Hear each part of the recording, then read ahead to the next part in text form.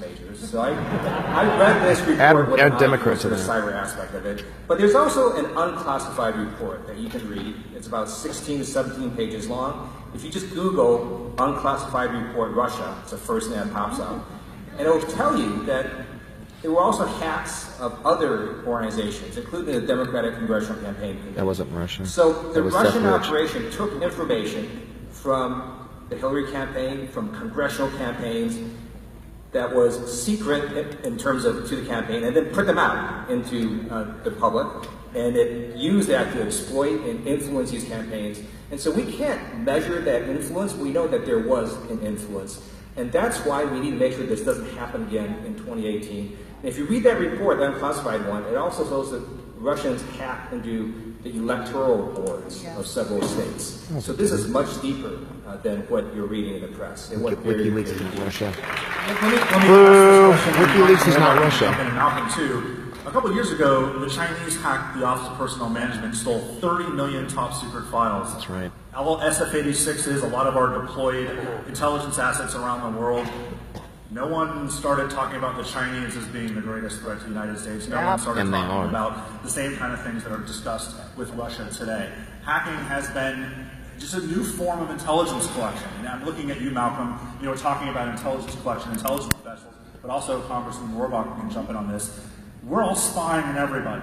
We're spying on the Russians, they're spying on us, everybody's spying on everyone else. What changed this from a classic intelligence collection operation to something different? And then, Congressman Rohrabacher, if you can respond if it is different or not, after Malcolm gets a chance to talk about that. Well, first off, I've done a lot of intelligence collection operations, 2 decades of them, full-time, non-stop, all over the place. I've seen operations on this scale of magnitude, right? But that's collection. When we collect something, we don't let you know that we have it. When the Chinese do it, they go in there and they vacuum up everything and they disappear off into China collection land where they analyze all that traffic.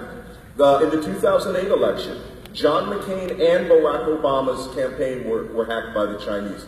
John McCain actually had a letter talking about sanctions against China, and the Chinese took that letter out of his computer and responded to it diplomatically when it was still in his computer, which is how we knew they had been hacked. The Chinese are defensive hackers in the sense that they steal it, they read it, and then they sit back and they wait to see what you're going to do, knowing what they have.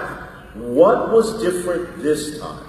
And I've been saying this since I was the first person in U.S. news media, last July 25th, to get on television, right in Independence Hall and say, what has just happened was the United States was just attacked in a wide-ranging cyber warfare and political warfare operation intended to destroy the foundation and trust of American democracy. Blah, blah, blah, blah, blah, blah, blah. Lie. Weaponize the theft this guy's a total hack. Data. We all do it, okay? But they weaponized it. Found